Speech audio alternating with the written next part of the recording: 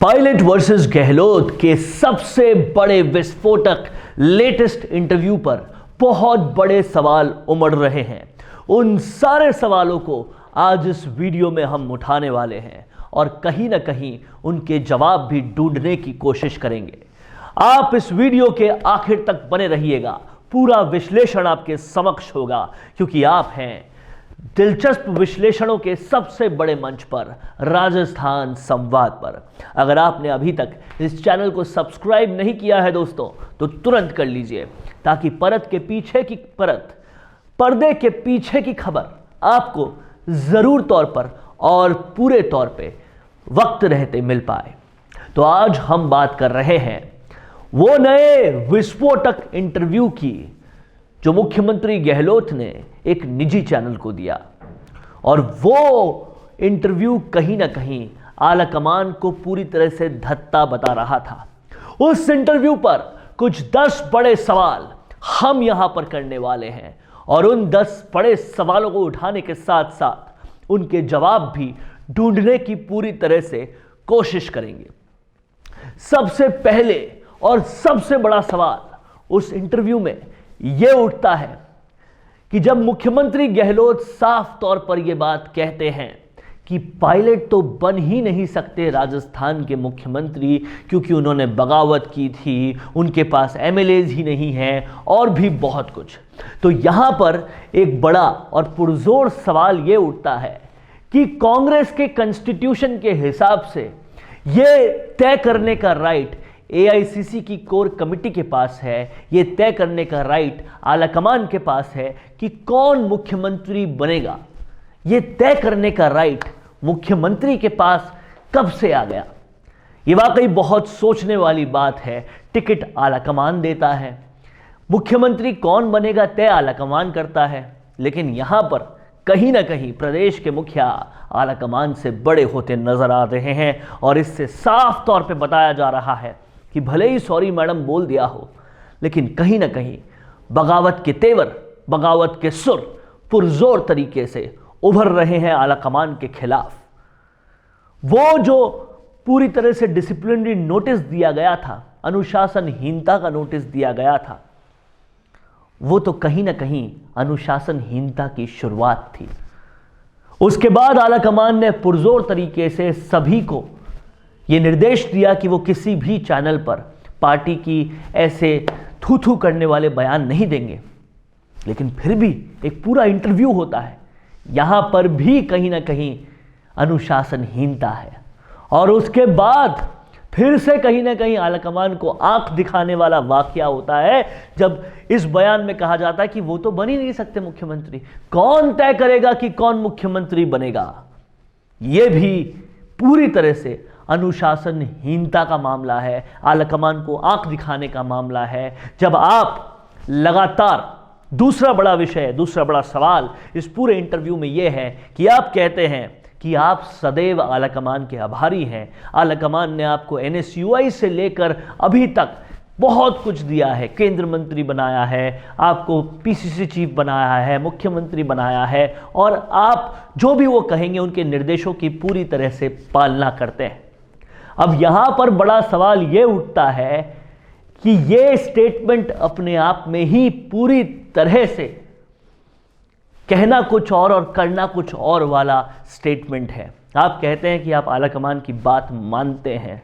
आलाकमान राष्ट्रीय अध्यक्ष बना रहा था और आपने यहां बगावत कर दी। आलाकमान हमेशा एक लाइन का प्रस्ताव चाहता है और यहां पर आलाकमान के खिलाफ बगावत हो गई। आलाकमान कहता है कि कहीं पर भी दूसरे चैनल में ऐसे इंटरव्यूज ना दिए जाएं जहां पर पार्टी को धत्ता बताने का काम हो रहा हो। आपने वो इंटरव्यू भी दिया।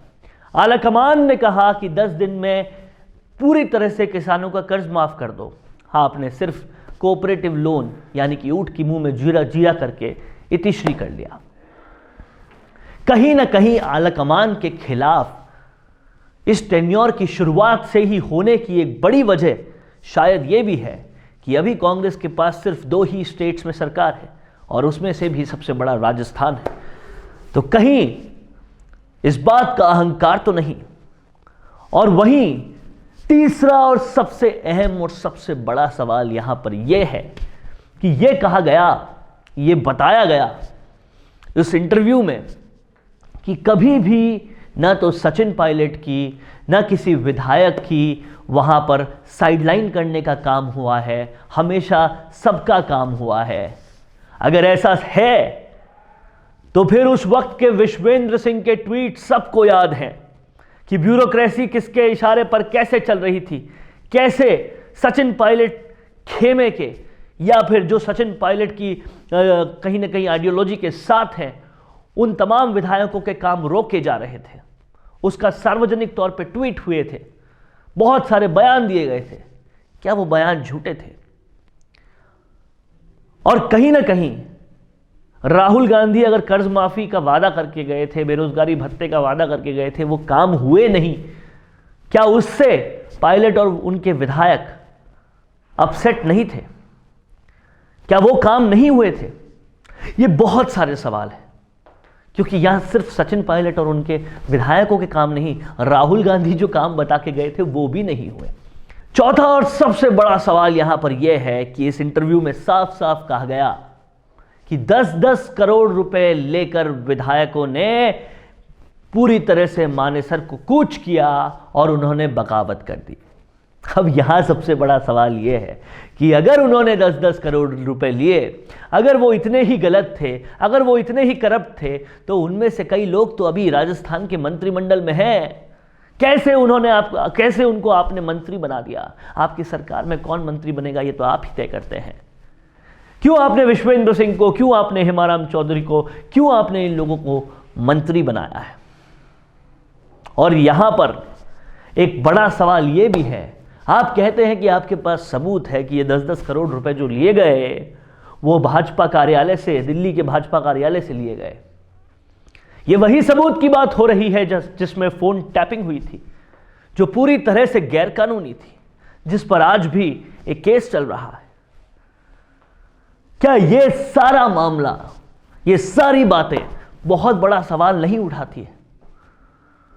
क्या सचिन पायलट को मुख्यमंत्री बनाने इतनी बड़ी कहीं ना कहीं बात है कि पूरी तरीके से उसकी खिलाफत करने के लिए कहीं ना कहीं पूरी टीम उभर के आती है?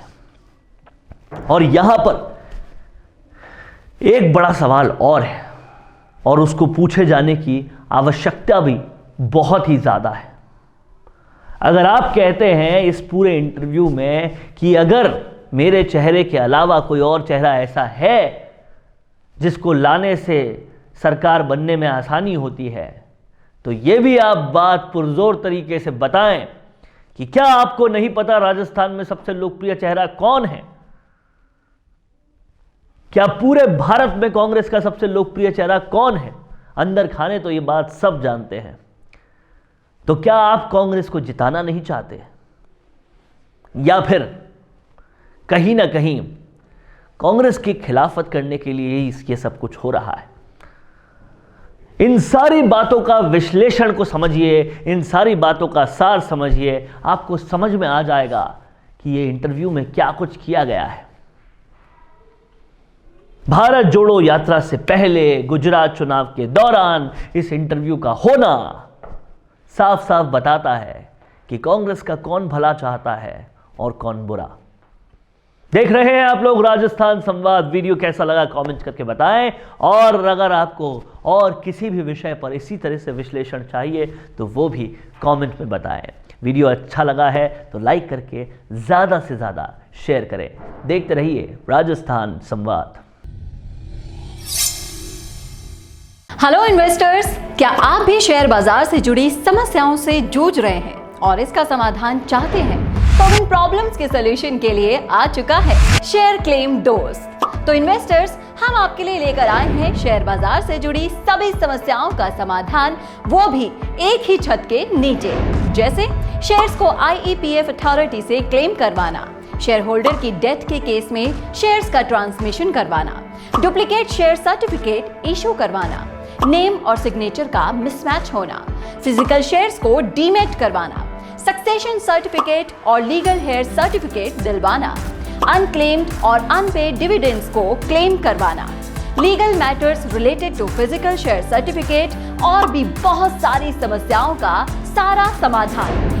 हमारे legal head advocate C.K. Lohia, जिनको कि इस क्षेत्र में 15 साल से ज्यादा का अनुभव है, आपकी सहायता के लिए हमेशा तैयार है। और इन सभी सॉल्यूशंस का पता है शेयर्स क्लेम दोस्त, room number 141, Jaipur stock exchange building, JLN मार्ग, नियर गौरव टावर सेंट्रल, मालवीय नगर, जयपुर 302017, या फिर कॉल कीजिए 9829505122 पर, या फिर लैंडलाइन नंबर नोट कीजिए 0141-355-3429, या फिर आप मेल कर सकते हैं shareclaimdost@gmail.com पर।